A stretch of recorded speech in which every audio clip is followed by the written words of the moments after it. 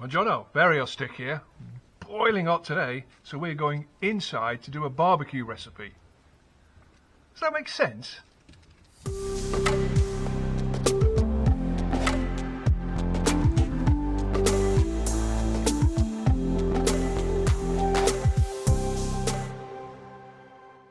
Phew, it's a scorcher outside today, so we decided no town visit. Something I've been planning to do for a while is this barbecue vegetarian recipe. Really simple. Bit of arborio rice, some veggies, most of which of course are available at this time of year. Some olive oil. It's not Pepsi, by the way. This is our local neighbour who has lots of olive trees of his own. He makes his own olive oil and he drops them off for us. That's the kind of place where we live. Everybody looks after each other. We've got some passata sauce, 1 or 2 herbs which we'll go through as we go through the recipe. This is really simple. Most of it you could do on a barbecue. Some of it you could do in advance. It could be served hot or cold. Let's get on. The recipe itself is divided really into 2 halves. We've got the risotto that we're going to make with the vegetarian stock cube, 1 little clove of garlic, a small onion, some passata sauce, and we're going to finish off with the mascarpone cheese. Obviously we're going to use our Pepsi Cola, olive oil and parmesan to finish. That's 1 half of the recipe. That can be done in advance. The rest of it, tomatoes, zucchini, and of course these chicory heads, they're all going to be done in the oven with various different herbs to finish off and to add to our beautiful risotto. All of this of course can be done outside on a barbecue. It's just the risotto perhaps you need to do in advance. Okay, step number 1, we're going to start with the arborio rice. That's probably going to take more time and effort than anything else. I'm not going to spend too much time cooking arborio rice or cooking a risotto. I've done that before, but we'll just go through the basic steps. We've got proper arborio rice here. It's around about 150 grams. This is enough for 2 people, by the way. 1 small onion, fairly roughly chopped. I've used a red onion. It doesn't really matter. You can use shallots. 1 large clove of garlic chopped, and I'm going to use some basil or basilico to flavour the whole recipe, but it's entirely up to you exactly what herbs you want to choose. Let's get this in the pan. First thing is to soften these onions. Once that's been done, we're going to add the garlic, and then we're going to add the arborio rice and the stock cube that we saw earlier. I've dissolved that in around about half a litre, 3/4 of a litre of water, and we're going to add that to the rice as we go along. Obviously we're going to use some of our local olive oil in this, so we're really looking forward to it. Okay, these onions have been softening up now for 3 or 4 minutes. There's plenty of cooking to do yet still with the risotto, so we don't want them completely translucent, but they have been softening. So what I'm going to do is going to turn the gas right down, and we're going to add the only other major ingredient to this, which of course, if you remember, was the garlic. That can go in there. We don't want to burn the garlic. We don't want to overdo it, so we'll just take our time. When the garlic's softened, we're going to add the arborio rice and let the rice be covered in all of the oil and the onions. In the meantime, by the way, I've turned the oven on. I've gone to 180 degrees because it's a fan assisted oven. You might want to make it at around about 200 if it's just a normal electric oven. That's where we're going to put the veggies in a moment when we've got this going. Okay, the garlic's had a couple of minutes in the oil now. I can certainly smell that that's cooking away. We don't want that to brown, we don't want it to burn. What we're going to do is put in all of the arborio rice, and we're going to allow the oil, the onions and the garlic to coat the rice before we go into the next step, which is basically adding a ladle or so of the stock, of the vegetable stock at a time, letting it be completely absorbed by the rice, almost dry, before we put any more stock in. And we're going to do that until the rice is properly and thoroughly cooked. If you run out of stock, you can always use a little bit more water. So we'll start now. This is a stock which I've already prepared. We're going to put in around about half a cup or half a ladle of the stock, and we're going to keep this going now on the heat until all of that stock is absorbed by the rice. In the meantime, we're going to start preparing our vegetables. Okay, the risotto rice is boiling away nicely, just bubbling gently.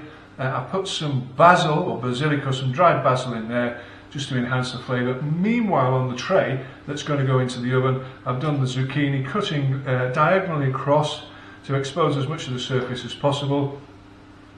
I've got the 3 heads here of the chicory, and we've got lots of cherry tomatoes, sunny side up. Depending on how many people you're cooking for, of course, you can make this 2, 3, 4, 5 times as big. If you're doing it for a barbecue, you've got guests around, it's vegetarian, so everybody can get stuck in. First thing you're going to do is coat with a little bit of olive oil. Okay, we've got the olive oil drizzled on there. Going to add a little bit of salt over a whole lot. The chicory, the zucchini, and tomatoes. I'm now going to have a little bit of cumin seeds. I'm just going to flick a couple of them over, get the damn thing open, over a couple, you can probably see this, over a couple of the chicory heads. I quite like this, not everybody's taste, but if you like cumin, then give this a go. It's rather nice, but it can be quite a strong taste, so chicory is quite a delicate taste, so we don't want too much on there. We've got some pepper, which I'm going to use on the zucchini. Quite like a little bit of black pepper, so does Mrs. Stick. And on the tomatoes, a little bit of black pepper on those. And on the other 2 chicory heads, we've got here some fennel seeds.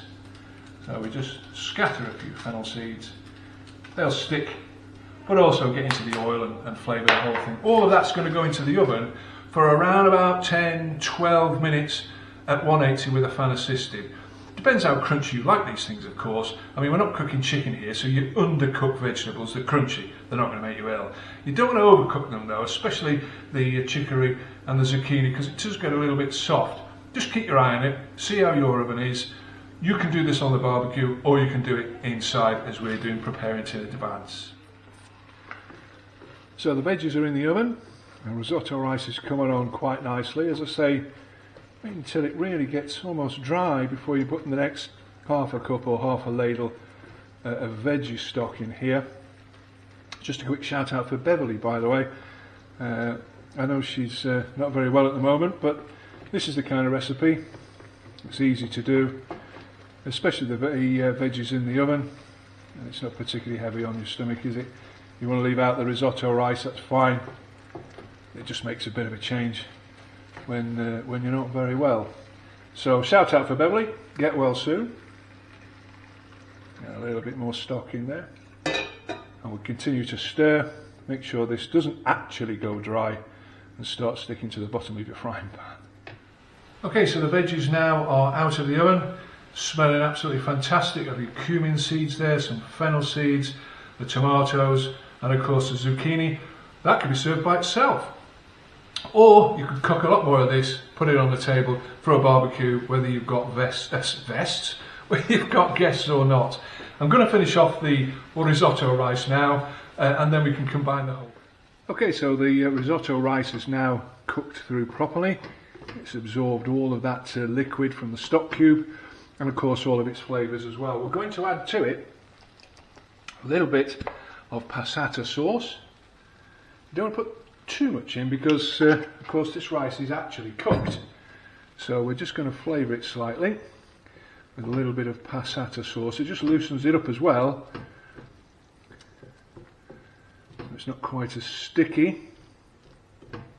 Put as much passata sauce in as you want, of course, it's entirely up to you, it's your dinner, but that just loosens it up. Maybe put a little bit more in there. Any kind of passata sauce will do. Just mix that through. Make sure it's warmed up properly. There we go. And just to finish it off, to give it that really, really creamy touch, I'm going to put in, I'll get the lid off, I'm going to put in about a tablespoon or so, come off, there we go, of mascarpone sauce, of cheese. It's going to be really nice. Make it nice and creamy.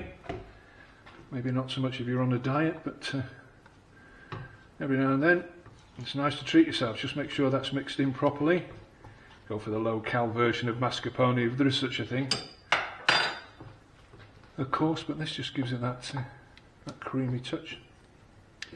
Perhaps not something you'd have every day, but pleasant all the same. You can leave the mascarpone out if you want a little bit more healthy option, but every now and then, not do any harm at all. It smells really nice. I'm going to eat these before Mrs. Stick sees them, because they'll be gone in 2 seconds. You can serve with the creamy arborio rice, or just as a barbecue by itself, however it takes your fancy. So I'm going to tuck in and say bon appetito on a boiling hot Abruzzo day. Don't we love the weather? And this is Vario Stick saying ciao ciao for now. Buono.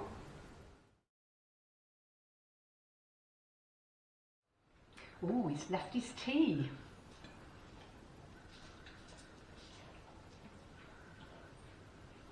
It's very nice. This is Mrs. Stick saying ciao ciao for now.